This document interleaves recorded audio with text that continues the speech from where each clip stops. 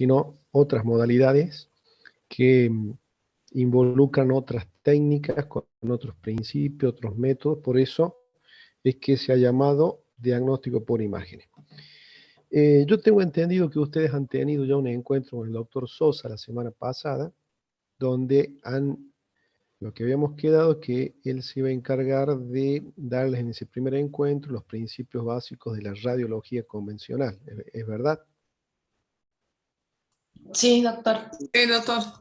Bueno, tengo entendido que entonces han hecho una introducción y han estudiado el principio de funcionamiento de los rayos X, todo lo que es un tubo, colimadores, Potter-Bucky, cómo se tomaban las radiografías. Eso ha cambiado un poco ahora por el tema de la radiología digital, pero para poder comprender cómo funcionan, cómo son, como también las virtudes y los riesgos de usar radiación, hay que estudiar esa parte que es importante, ¿no es cierto?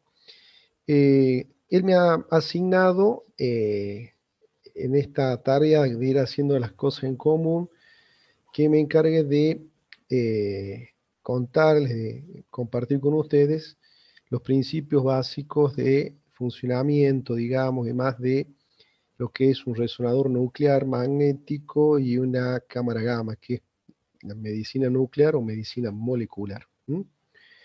Esto se debe a que yo, en la especialidad mía, donde hicimos la residencia, tuve la oportunidad después de hacer el último año de esa especialización, el fellow en medicina nuclear. Entonces, es algo que suena complicado, pero es algo bastante simple y muy útil de usarse.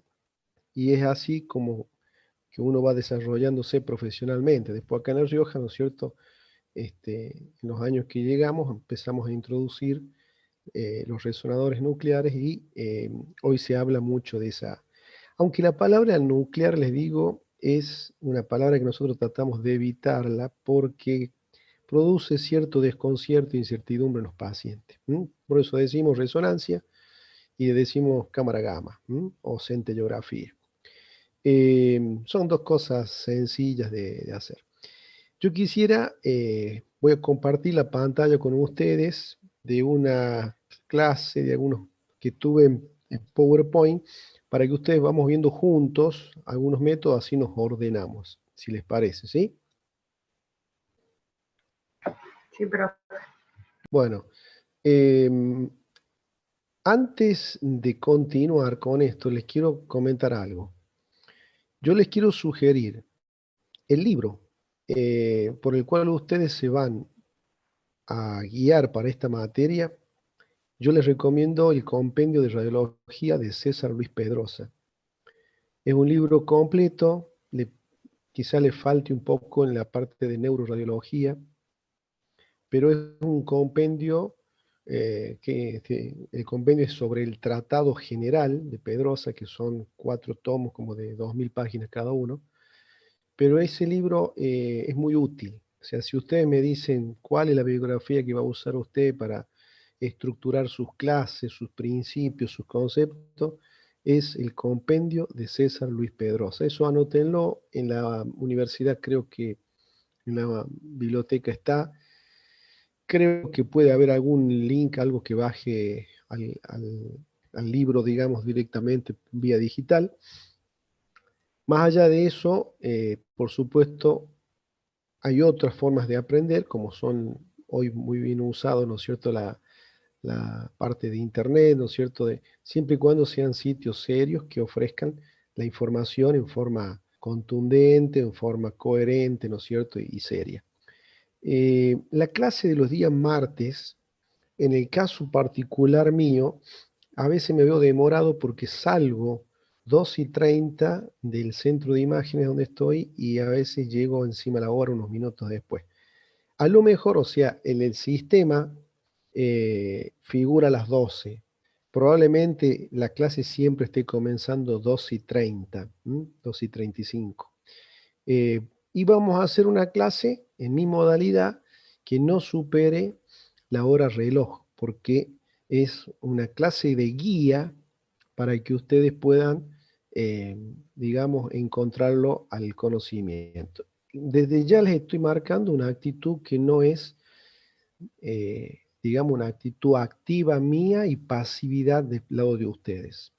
No quiero que se sienten a escucharme una hora sin tener inquietudes, sin tener alguna duda, digamos, para compartir y demás, porque eso sería dar la misma clase magistral de siempre, donde uno habla, donde uno dice qué es lo que está bien y mal, y del otro lado simplemente se escucha, se toma nota, y esto tiene que ser algo compartido. O sea que la clase va a ser una guía que los pueda a ustedes enfocar qué es lo importante y qué no es lo importante dentro de esta materia, y para que vamos haciendo una adquisición de información.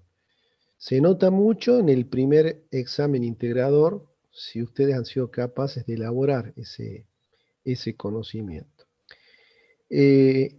Punto 1, esa modalidad. Punto 2, el conocimiento en sí de esta materia es distinta al resto, porque una materia donde puede ser que nos ayude anatomía patológica algo, física y anatomía otro poco, pero es una materia que tiene su lenguaje propio, tiene su protocolo y su metodología propia.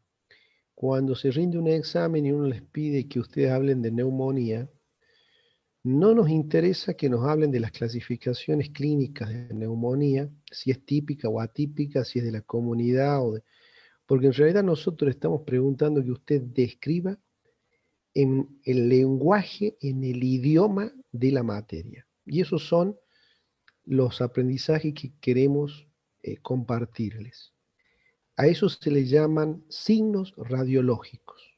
Para nosotros una neumonía no la escuchamos, ni la percutimos, la vemos y la interpretamos, pero esa mirada, que va a empezar a ser una mirada fácil de subir escalón por escalón, se tiene que ir refinando y tiene que ir aprendiéndose el lenguaje de la materia.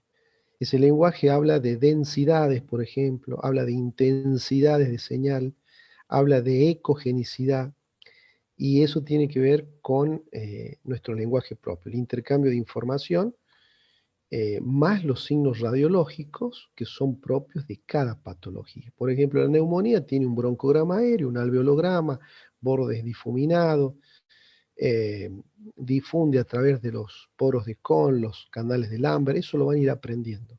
Es distinto a una telectasia, que tiene otros signos radiológicos. Bueno, entonces, presten atención a eso, ¿no?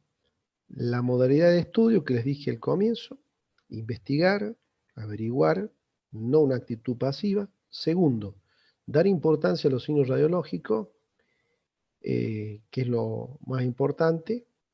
Y tercero, para explicar, para dar una explicación de lo que están aprendiendo, tienen que organizarse, tienen que tener una metodología, tiene que haber una definición que comience ante cualquier pregunta, una clasificación radiológica, por supuesto, y luego los signos radiológicos. Esos tres pilares.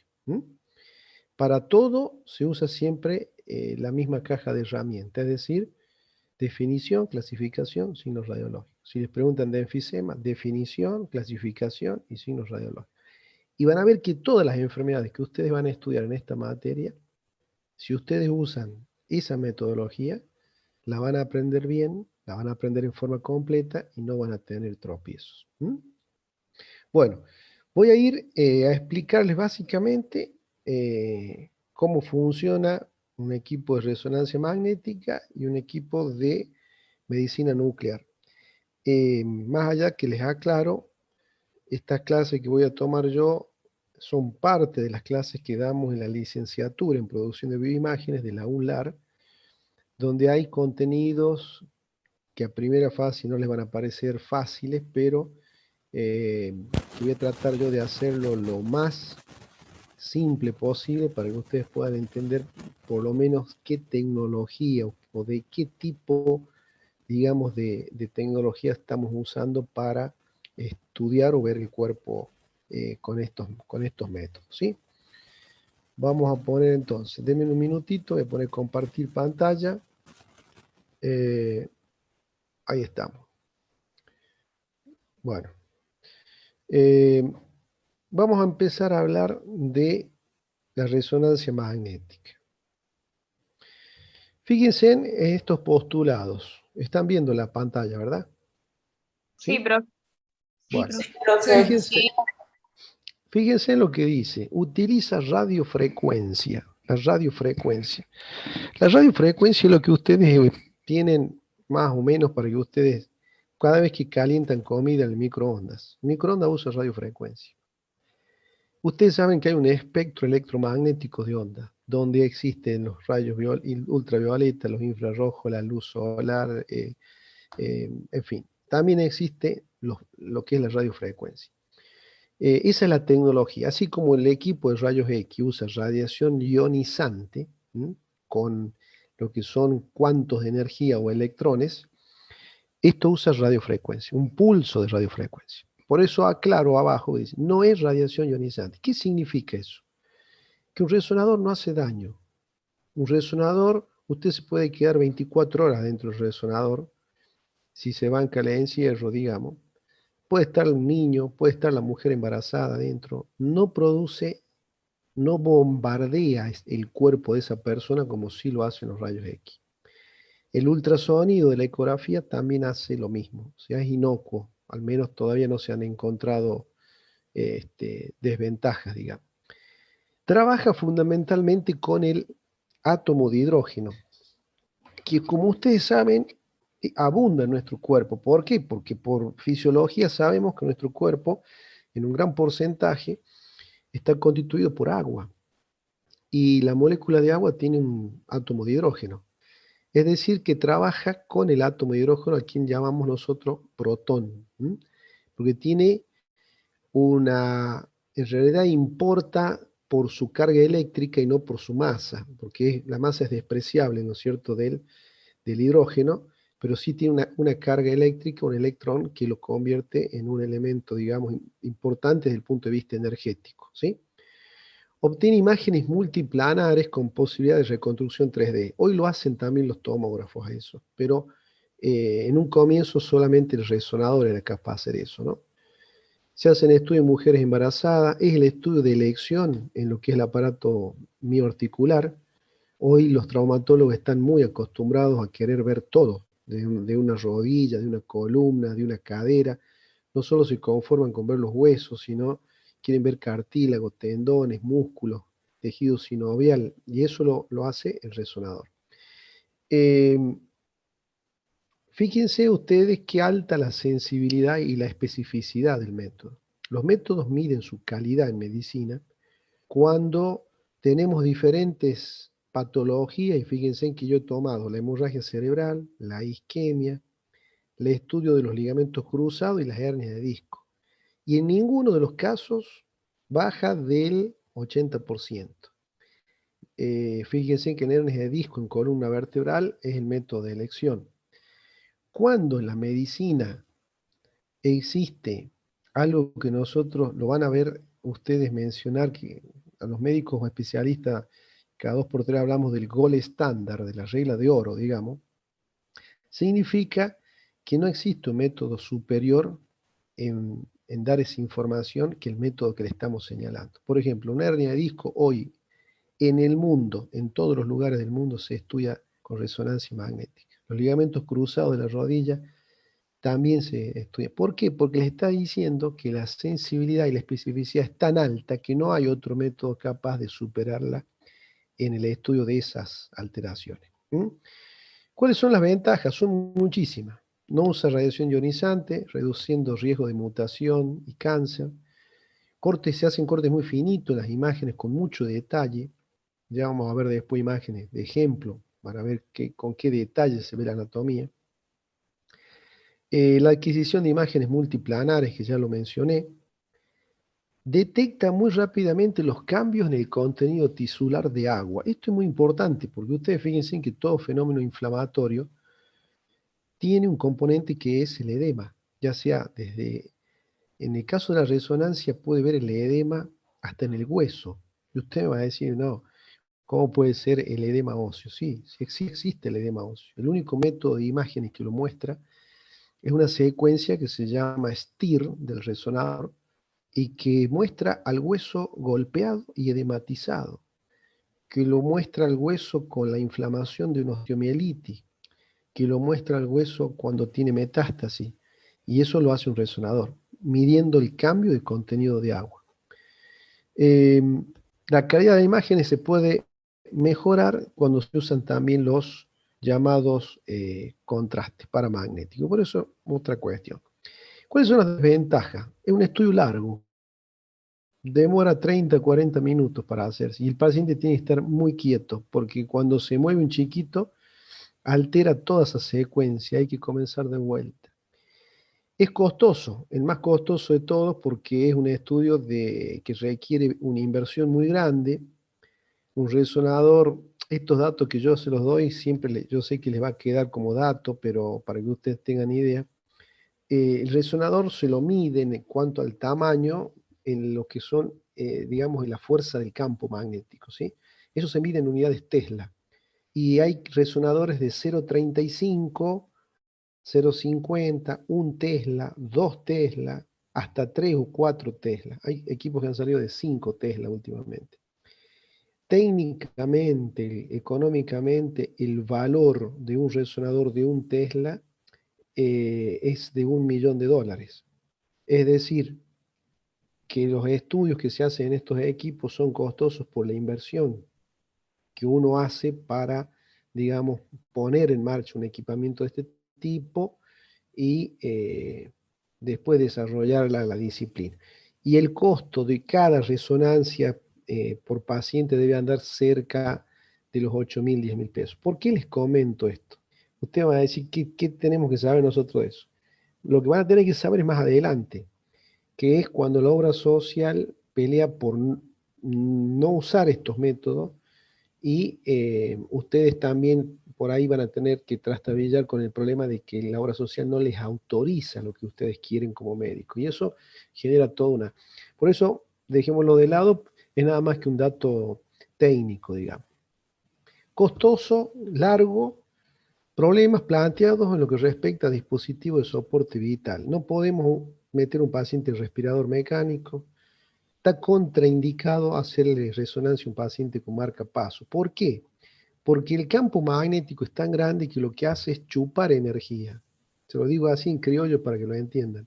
Le saca la energía.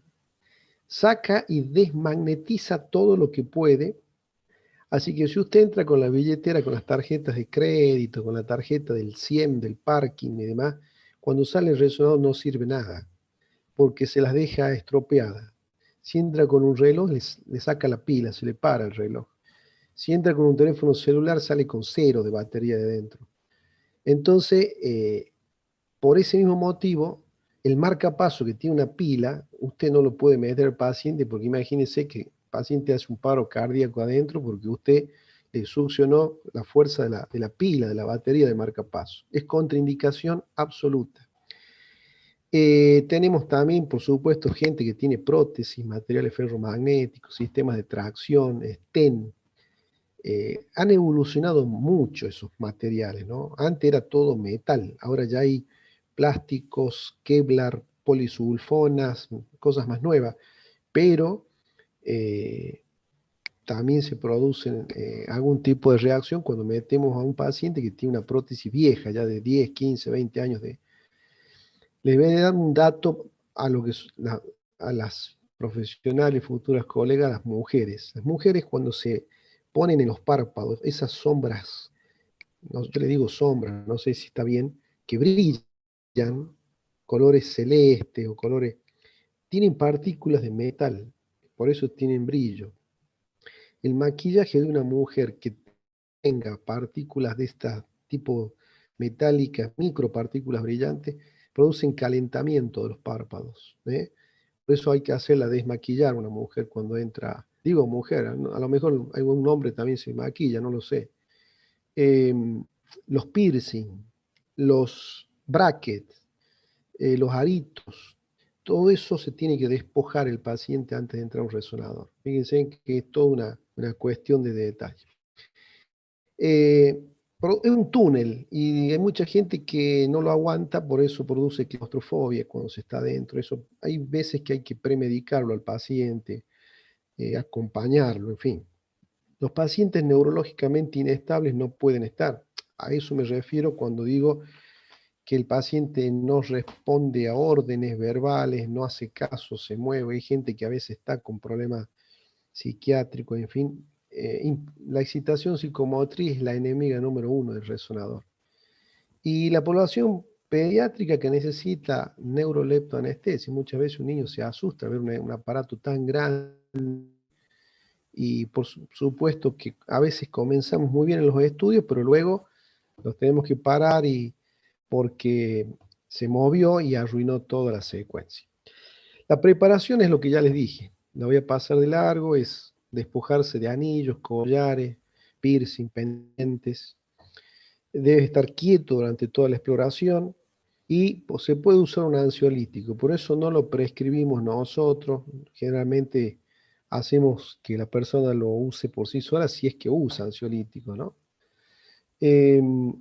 Todo esto son los sistemas que uno puede estudiar con el resonador, prácticamente todo, desde una mano, un pie, la columna, hay resonancias específicas de corazón, de hipófisis, de cuello, dentro de la parte abdominal tenemos resonancias de hígado, tenemos colangioresonancia, que específicamente el estudio de la vía biliar, o sea, prácticamente una aplicación total.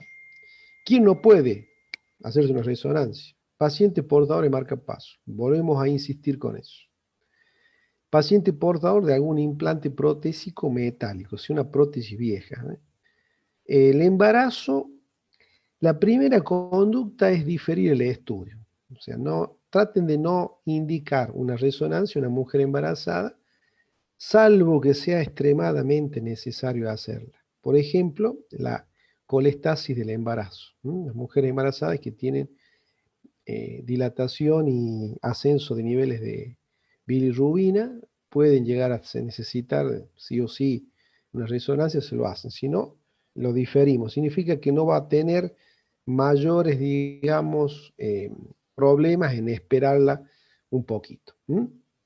Yo voy a salir de esto, que era y voy a buscar compartirles, denme en un minutito, otra, denme en un segundo, otra clase donde está la parte, digamos, denme en un segundito,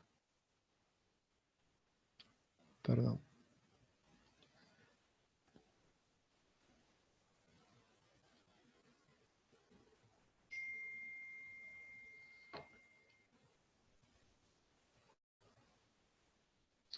Bueno,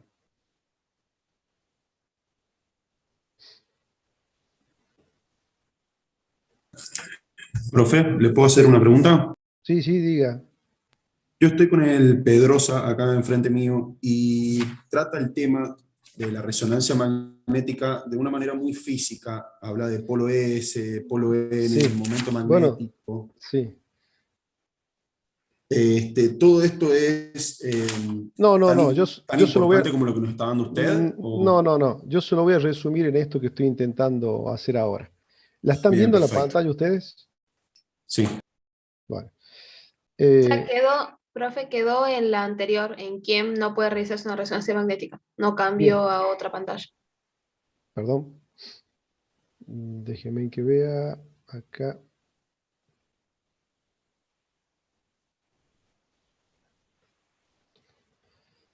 A ver, dame un segundo.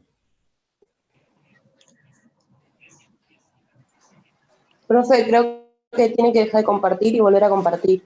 Está bien, pero necesito tener... Dame 2 segundos. Profe, ¿le paso otra pregunta?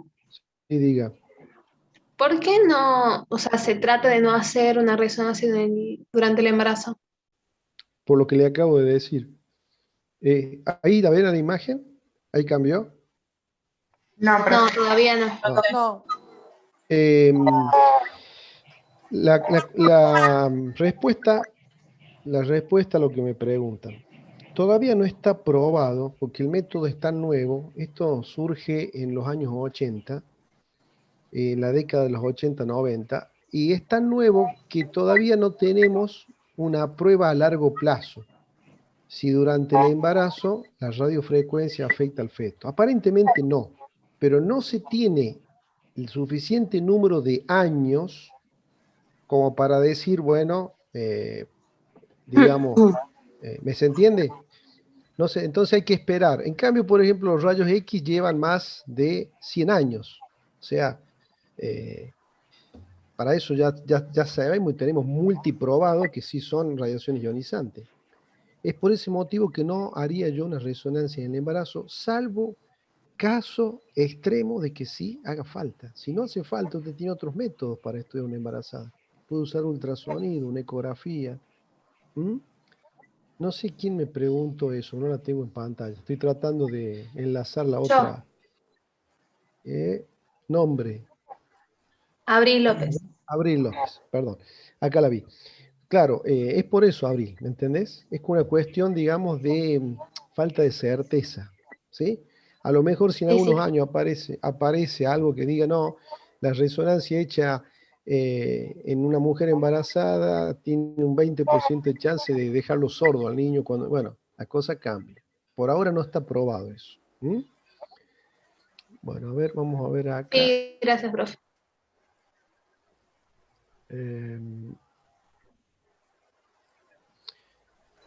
Quiero ver cómo puedo cambiar.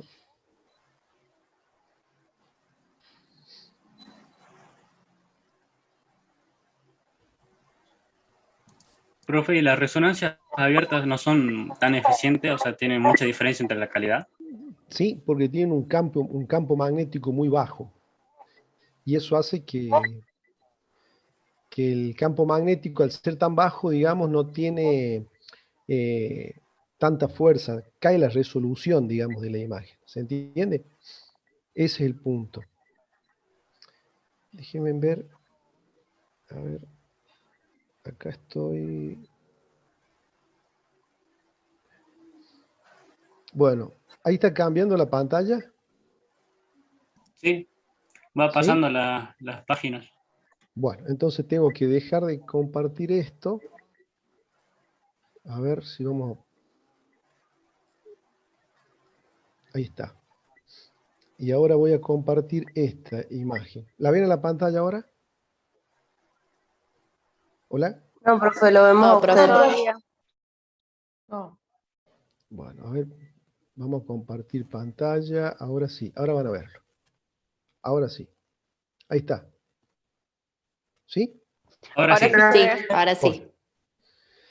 Bueno, esto vamos a hacer un resumen de lo que todo esto en palabras, pero yo lo voy a ir guiando y lo vamos a aprender con un juego que es con un muñeco, digamos. Ustedes vieron en las jugueterías esos muñecos inflables que están paraditos, que en la base tienen como un peso o arena, y que ustedes le pegan y el muñeco va hasta el piso y luego vuelve y se para de vuelta solito. ¿Han visto ese tipo de juegos? ¿Sí? Los chicos juegan con eso a veces, ¿no? Tiene una base más pesada, entonces el muñeco tiene cualquier forma, la forma de un enano, de la que ustedes imaginen, de pronto le pegan en la cabeza y el enano va hasta el piso, y luego por la cuestión del peso que tiene, se vuelve a parar de vuelta y queda oscilando hasta que queda vertical de vuelta. Bueno, eso mismo que hace el muñeco, hace el átomo de hidrógeno cada vez que es bombardeado por un pulso de radiofrecuencia. En el cuerpo no hay un átomo de hidrógeno, hay miles de millones de átomos de hidrógeno. Y están todos distribuidos al azar, en diferentes posiciones, integrados a diferentes moléculas. Unos forman parte de la glucosa, otros forman parte de la proteína, otros parte de la molécula de agua. O sea, pero yo sé que el aparato, el resonador, va a interactuar con todos ellos, con el único elemento que es el protón, que es el átomo de hidrógeno. Ahora bien, el aparato, el resonador, tiene una antena emisora de radiofrecuencia, ¿sí? Que es la que lo va a estimular a esos átomos. Esa estimulación es lo mismo que la trompada que yo le pego al muñeco. Lo hace ir hasta un punto, ¿sí? Porque le da, en cierta forma, un pulso de radiofrecuencia, le da energía. Y luego, ¿qué hace el resonador? Una vez que dio ese pulso de energía, esto es en milésima de segundo, la misma antena que lo dio se queda preparada y lista para recibir esa vuelta, esa devolución de la energía. El muñeco tiene una energía cinética, ustedes le aportan con el golpe, le aportan una energía que se transforma en energía cinética, cambia su posición, pero luego va a volver al estado de mínimo requerimiento o de mínimo esfuerzo, y para hacerlo va a devolver esa energía cinética. Eso mismo hace el protón, devuelve la energía que se le dio, y esa energía es la que toma el resonador para construir la imagen. Esa energía, esa vuelta, se llama señal de relajación nuclear. ¿Sí? Las señales de relajación nuclear son básicamente tres: la densidad protónica, el T1 y el T2. Esto es meterse mucho en física. Yo se lo estoy queriendo dar de la forma más elemental posible. Y tiene diferentes intensidades de señal los tejidos, dependiendo cada uno de la secuencia que estén usando ustedes, ¿no? El resonador, si yo fuese ingeniero, yo tengo acá la consola de mando del resonador, hay un paciente metido adentro, yo le pongo que me escanee, que me estudie el cerebro con la secuencia de densidad protónica. Entonces, el aparato se va a estructurar para emitir un pulso de radiofrecuencia que tiene un ángulo magnético, en fin, y me va a bombardear ese cerebro y a su vez va a captar imágenes en base a esa señal de relajación. También lo puedo hacer con lo que llamamos T1 o T2, que son también relajaciones de ese núcleo de hidrógeno, pero que está medida en tiempos, son milisegundos. Ya lo vamos a ver. Acá tenemos, por ejemplo, la señal de relajación, densidad protónica. Ahí tenemos, señal de relajación T1, se llama tiempo de relajación longitudinal. ¿Sí? Miren que se mide en milisegundos, o sea, fracciones de tiempo muy cortas. Y por definición, por ejemplo, el T1 es el tiempo que tardan los núcleos en relajarse, ya que no todos lo hacen a la misma velocidad dependiendo del medio donde se encuentren. En las relajaciones más rápidas, el T1 es más corto y por ende más brillante. Ya lo vamos a ver en imágenes y esto después lo van a ir adquiriendo en forma mucho más rápida, digamos. El T2 es tiempo de relajación transversal. Se llama tiempo de desfasamiento, tiempo en que los núcleos tardan en dejar de girar. Para que entiendan esto, también hay que agregarle otra cosa. El protón o núcleo del hidrógeno no solo lo podemos tumbar y esperar lo que se vuelva a colocar paradito, sino que tiene otro movimiento que es el de girar sobre su eje. Eso se llama spin.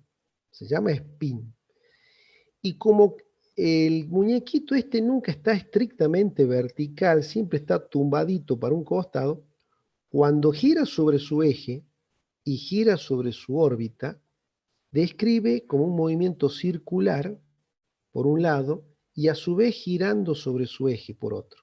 Eso se llama orbital y spin. Es un comportamiento físico del protón. Eso ya está conocido y estudiado.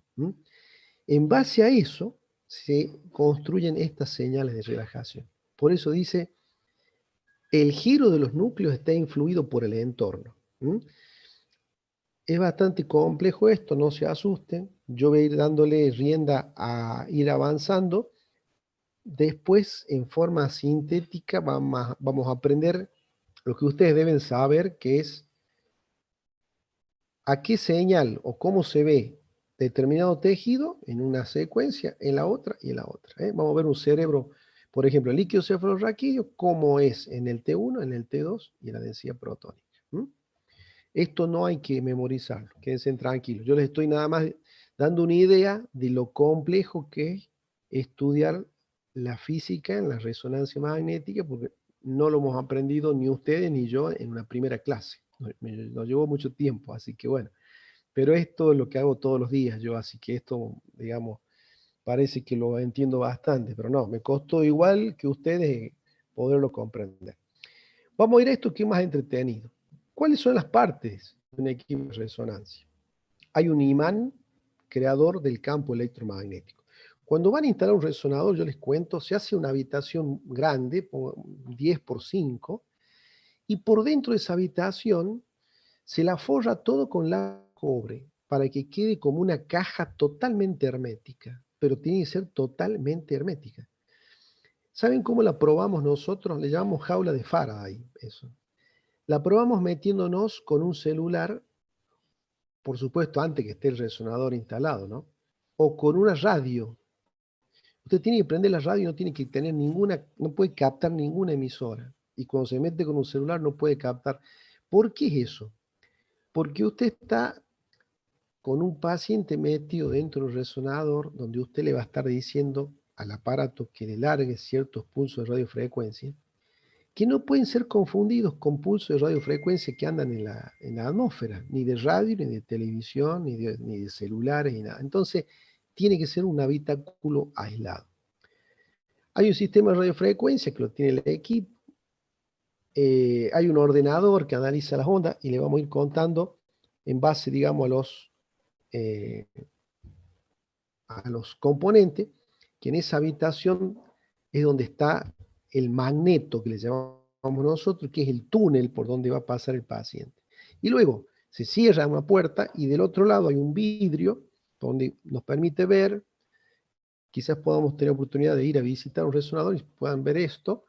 Está el equipo, ¿no es cierto?, de computadora, una computadora como esta que tenemos al frente, que es la que maneja el resonador, y tenemos un sistema de escaneo, de impresión de imágenes, grabado en CD, en fin, donde uno hace las imágenes, informa al médico, que en este caso somos nosotros, y en base a lo que vemos informamos, hernia de disco, hemorragia cerebral, lo que fuese, y luego eso se entrega, ¿no es cierto?, a los pacientes, al médico de guardia, en fin, para ir haciendo, digamos, los estudios y sacándolos.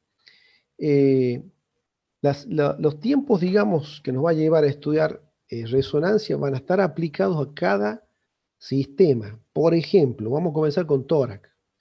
Como el tórax tiene aire, chicos, es muy probable que no toquemos el tema de resonancia magnética en tórax, salvo para estudiar nada más que mediastino.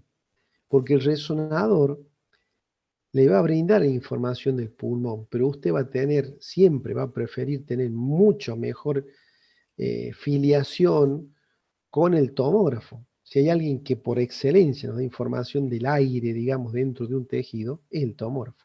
Quien mira mejor el aire dentro de nuestro cuerpo es el tomógrafo. Entonces, no vamos a aplicar. Ahora, cuando entremos al sistema nervioso central, acá se va a lucir la resonancia, porque nos va a mostrar, ¿no es cierto?, un cerebro en 5 o 6 diferentes secuencias, T1, T2, densidad protónica, FLAIR, en fin, hay un montón de otras secuencias. Y en cada una de ellas nosotros vamos a ir confirmando el hallazgo o agregando información para hacer un diagnóstico más preciso. Les quiero contar un chiquitito de cámara gamma. ¿Cambio la imagen ahí? ¿Sí? No, sí, componente con equipo. Algo hago mal, che, yo, me parece. Ahí están viendo un componente de un equipo, ¿verdad? Bueno, déjame ver que... A ver, vamos a cerrar acá este. Y ahora vamos a compartir esto. Ahora sí, lo hice más rápido. ¿Qué es lo que es la medicina nuclear? Especialidad de la medicina que emplea los isótopos radioactivos, las radiaciones nucleares y técnicas biofísicas afines para la prevención, diagnóstico, tratamiento e investigación médica. Bueno, una cosa es la radiación ionizante del equipo de rayos y otra cosa es la radioactividad. Acá estamos con radioactividad.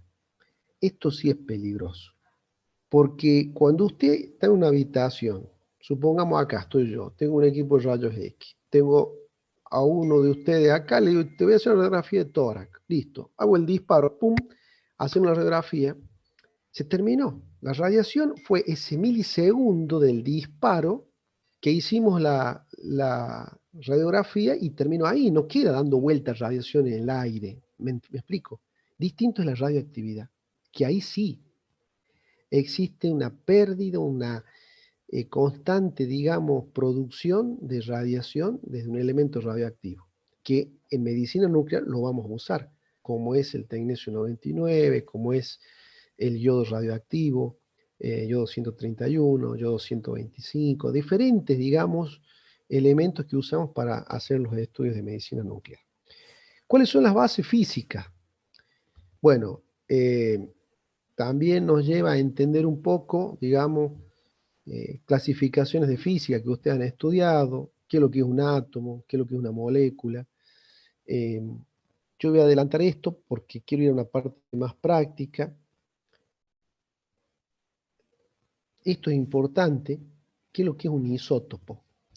El isótopo es un elemento químico que ocupa el mismo lugar en la tabla periódica del elemento, digamos, conocido, pero que tiene un nivel energético, digamos, distinto, porque isótopo significa el mismo lugar, pero no significa el mismo nivel energético. Entonces, es un elemento que tiene probablemente el mismo número atómico. El número atómico, les recuerdo, es el número de protones que hay en el núcleo, pero diferente número másico, porque difiere en probablemente la parte, digamos, de neutrones y a su vez de electrones. Entonces es un elemento inestable que para tender a ser estable libera energía en forma permanente, que esa es la radioactividad. Por eso está, el más conocido de todo es el uranio radioactivo, y detrás del uranio viene el molibdeno, y detrás del molibdeno viene el tecnesio, o sea, son series radioactivas. Nosotros usamos en medicina nuclear isótopos, o sea, elementos radioactivos, por supuesto, liofilizados, esterilizados, en fin, que lo vamos a usar en una dosis tal, mezclado con otro elemento que llamamos radiofármaco, para estudiar diferentes vías metabólicas. No es que nosotros le vamos a poner uranio dentro del cuerpo de una persona, lo matamos.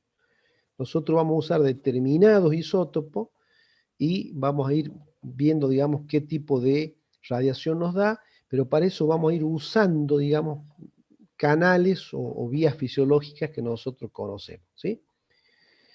Yo voy a pasar esto, vamos a quedar en radiación gamma. Fíjense, la radiación gamma tiene ausencia de carga y masa.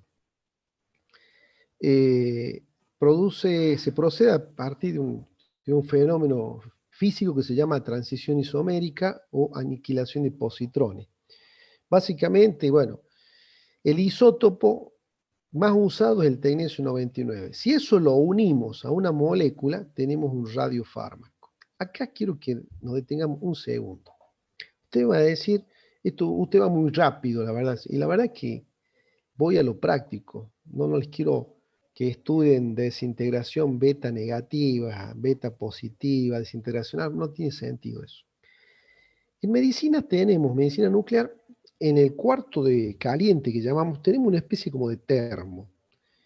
Ahí adentro hay un único lugar en el país que es la Comisión Nacional de Energía Atómica en Ezeiza, que nos manda por avión a La Rioja, como a todas las partes del país, el tecnesio que viene absorbido en una columna de aluminio. Resulta que es como una vía, un termo, por donde usted pone acá una ampollita de solución fisiológica y del otro lado pone una ampollita vacía. Esa solución fisiológica pasa por una serpentina, se impregna de todo el tecnesio, entonces usted acá llena en la misma cantidad una ampollita que tiene mucha cantidad de tecnesio. Ahora bien, el tecnesio sería como una pintura fosforescente que tiene un tiempo de vida media, es decir, no le va a durar la fosforescencia en forma eterna. El tiempo de vida media son 6 horas. ¿Qué significa? Que si usted tiene 100 milicurie de tecnesio 99, a las 6 horas va a tener 50, y a las otras 6 horas va a tener la mitad de los 50. ¿Me explico? ¿Qué tiene que hacer usted con eso? Yo lo puedo usar, ¿lo puedo poner dentro del cuerpo? Sí, sí lo puedo poner. En forma libre, así sí, pero no tiene sentido ponerlo en forma libre.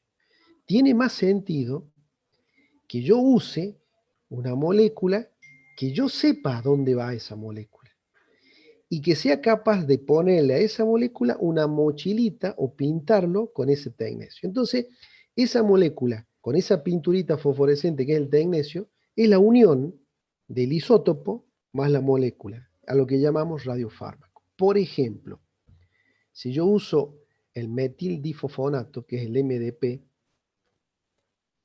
yo sé que va a seguir la vía metabólica del hueso, que se va de lleno pura y exclusivamente al tejido óseo.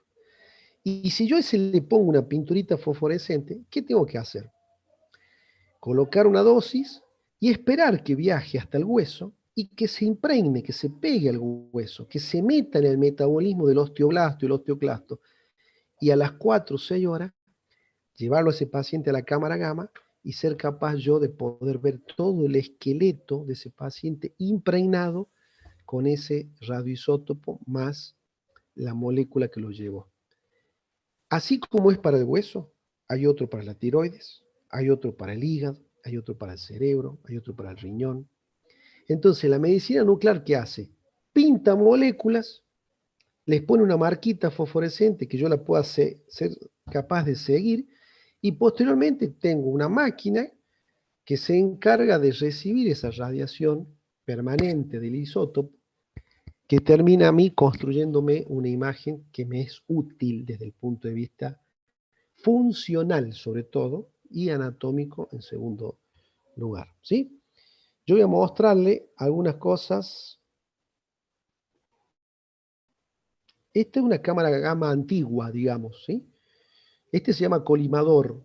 Son piezas sumamente pesadas de plomo, donde a través de años esto ha ido evolucionando para dar lugar a lo que son los estudios, digamos, de medicina nuclear.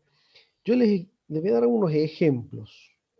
Miren, en el caso de la tiroides, que es muy conocido, se usa yodo 131 o yodo 123 más el tecnecio 99 pertecnetato, así se llama. ¿Qué es lo que obtengo? Obtengo esa imagen. Yo la saqué de un libro.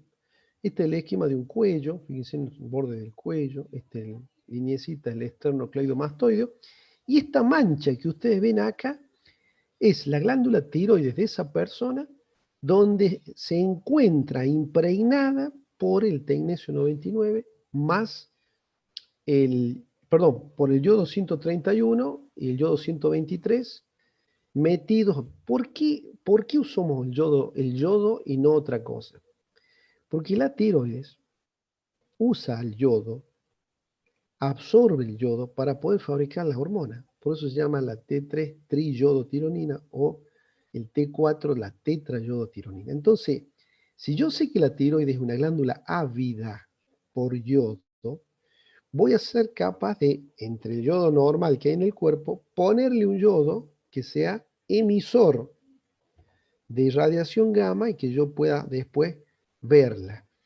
Acá hablamos de lo que es impregnación, y las áreas que son muy captantes, le vamos a llamar hipercaptante, y las áreas que tenemos poca captación, le vamos a llamar hipocaptante. Por ejemplo, esa es una tiroides normal.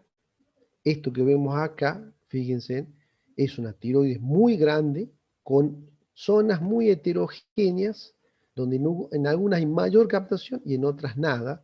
Esto es un bocio multinodular. Ustedes me dirán, pero ¿cómo usted hace ese diagnóstico? Y sí, justamente la especialidad nuestra es esa, es entrenar los ojos para ver estas manchas y saber qué estamos viendo. Esto se correlaciona aparte con una ecografía, aparte con un examen clínico y aparte con un laboratorio. O sea, la medicina es un rompecabezas. Pero usted acá está teniendo una información valiosa, le está diciendo, dentro de esos nódulos múltiples que vio la ecografía, ¿cuál de ellos es más funcional que otro? ¿Me entiende? Y eso es importante. Acá sabemos que los dos nódulos que funcionan más y producen mayor metabolismo del yodo están acá arriba, en los polos superiores. Y en la zona del cuello, la parte basal, acá la zona es menor la actividad. ¿Mm? O sea, es útil desde el punto de vista funcional. Fíjense en este otro caso, un lóbulo derecho muy grande, un lóbulo izquierdo no tan grande, pero dentro de ese aumento de tamaño del lóbulo hay una zona que es como una zona que no ha captado contraste, que no ha captado, digamos, el radiofármaco. Y ahí estamos hablando de un problema, esto se llama nódulo frío, y el nódulo frío es sinónimo de un carcinoma de tiroides, porque el carcinoma de tiroides no organifica el yodo. Entonces, la ecografía ve un nódulo y dice, si hay un nódulo, ¿será bueno o será malo? Y no sé, hagamos una cámara gamma. Y nos da frío, nos da como esto. Entonces después nos vuelven a llamar los radiólogos y dicen, hagan una punción, tomen una muestra de la tiroides, porque esto, si llega a dar positivo es carcinoma, hay que operar al paciente, hay que hacer... me explico cómo se va manejando. Bueno, vamos a pasar a otro caso importante. Fíjense, en esqueleto óseo, ¿qué usamos? El MDP, que es el metildifosfonato, más el tecnesio. ¿Qué puede ser capaz de mostrarme la cámara gamma, la medicina nuclear, en todo esto? Fíjense, tumores, quiste, osteomielitis, pies diabéticos, fracturas, injertos, o sea, muchísima patología médica. Miren este caso. Esto es un osteomosteoide en el tercio inferior de la tibia izquierda. Fíjense en cómo el MDP ha generado captación en los huesos. Fíjense en este caso cómo se ven las manos, una osteomielitis en la falange. Y ustedes me dirán, ¿cómo sabe que tiene una osteomielitis? Porque primero tengo una evaluación clínica. Tengo una falange con signo de flogosis, con antecedente de traumatismo. Y luego veo que esa falange distal no tiene la misma captación que esta otra. Y acá estamos hablando de metabolismo óseo, o sea que algo le está pasando al tejido óseo, no a los componentes blandos. Esos son los diagnósticos a los que podemos llegar. Fíjense en otro caso, un pie de osteomielitis en tibia izquierda. Fíjense en algo, si yo espero diagnosticar una osteomielitis con radiografía, tengo que dejar pasar como 90 días, chicos, para que la osteomielitis me destruya el hueso. Eso no es ningún chiste. En cambio, la cámara gamma se adelanta al diagnóstico morfológico de la radiografía y me muestra una zona de hipertensión en el hueso, casi que le diría yo a los 10 o 15 días de que comienzan los síntomas. Y eso es muy útil, porque imagínense en medicina lo que representa adelantarse al tiempo de evolución, es evitar que el hueso quede destruido para recién darnos cuenta que ha tenido una osteomielitis. Bueno, estos son los casos más feos, que son los esqueletos de los pacientes que tienen enfermedades metastásicas secundarias en tejido óseo, donde se ven zonas salpicadas del cráneo, de la pelvis. Este es un esqueleto donde está intensamente afectado por metástasis, de casi toda la mayoría de los cánceres que ustedes conocen: mama, colon, próstata, hígado, en fin. Bueno, fíjense en cómo la medicina nuclear viene a darnos una imagen escaneada completa del cuerpo, cosa que no lo puede hacer el resonador, no lo puede hacer el tomógrafo. Tendrían que ir haciendo resonancias por parte ustedes, de cerebro, de cuello, de columna dorsal, de columna lumbar. O sea, cada método de estos tiene, digamos, su ventaja. Bueno, tenemos para hacer en riñón.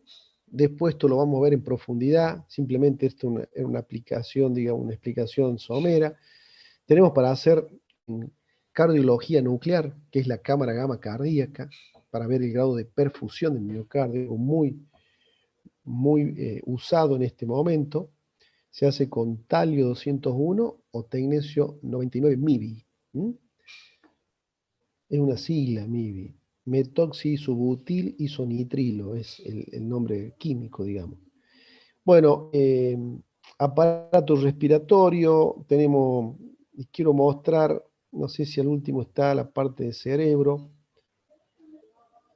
Acá vemos una última imagen. Esto es un mapeo cerebral de un corte axial. Esto es una imagen funcional del cerebro. Esto lo hace el SPEC, El SPEC es la cámara más moderna que hay, no es lo mismo que el PET, que es tomografía por emisión de positrones.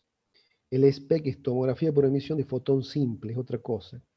Fíjense en cómo muestra áreas metabólicas del cerebro con mayor proporción de flujo que otras. Una resonancia no es capaz de mostrar esto. La cámara gamma sí lo va a mostrar. Y es, digamos, mostrar el diferente grado de perfusión y de consumo de oxígeno y glucosa que tienen algunas partes del cerebro en relación a otras. O sea, algo bastante bueno en estudios de enfermedades o patologías funcionales como Parkinson, como demencia de tipo senil, como dependencia a cierto tipo de drogas, en fin, un montón de aplicaciones. Bueno, no quiero que se sientan destruidos con estos datos que le he dado, porque son datos complejos, rápidos, amontonados. Yo simplemente tenía como misión darles un pantallazo general de qué estamos hablando, qué métodos vamos a estudiar. Yo les puedo asegurar que va a llegar fin de año y estas imágenes que les he mostrado ustedes las van a interpretar sin ningún problema. Ese va a ser mi objetivo. Para eso tenemos un camino juntos, o sea, un camino de día a día, de semana a semana. Las clases no son para abrirlas el martes a las 2:30 y verme a mí hablando y luego volver a abrir el otro martes. No va a funcionar la cosa así. Va a funcionar si entre martes y martes se dan un tiempito y van haciendo ese armado de información que necesitan para ir comprendiendo la materia. Y el otro martes, antes de largar la clase, me ponen un freno, me dice, doctor, usted dijo una cosa, ¿me puede explicar esto? Ahí me voy a dar cuenta de que del otro lado tengo alumnos que están haciendo el ejercicio del estudio y demás. Me preocupan los alumnos que no preguntan nada, porque me da la sensación de que o han entendido todo o no entendieron nada y tampoco les interesa. Así que bueno, es una invitación a que nos vamos haciendo junto el camino, vamos averiguando, vamos pactando. Yo les voy a ir diciendo qué es lo importante, qué no es lo importante y vamos a ir avanzando. La clase que viene, el martes que viene, creo que está de vuelta Gustavo con ustedes. Creo que va a comenzar con tórax normal. Y entre los dos vamos a ir haciendo el acompañamiento a ustedes, impregnándolos de conocimiento, de imágenes, explicándole.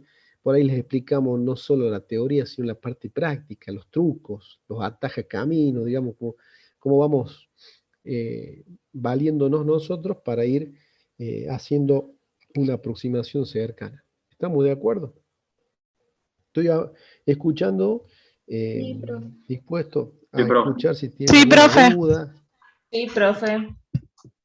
Bueno, no quisiera irme más allá porque ya creo que me excedí de la hora y cuarto llevo ya. Para no cansarlos, cualquier sitio donde ustedes puedan encontrar principios básicos de resonancia, principios básicos de medicina nuclear, va a volver a repetirles esto que yo les estuve dando. Y la duda que tengan la ponemos en marcha a partir del otro martes. ¿Les parece bien? Sí, profe, muchas gracias. Bueno, los dejo entonces. Primera presentación ha sido media rápida de estos dos métodos, pero queríamos que tengan información de al menos cómo funcionan las cosas. Muchas gracias, profe. Gracias. Bueno, Muchas gracias. les dejo, Gracias, Gracias, profe. Chao. les dejo un saludo. Espero poderlos conocer en algún momento. Un abrazo a todos. Hasta luego, profe. Chao, profe. Gracias. Chao, profe. Gracias.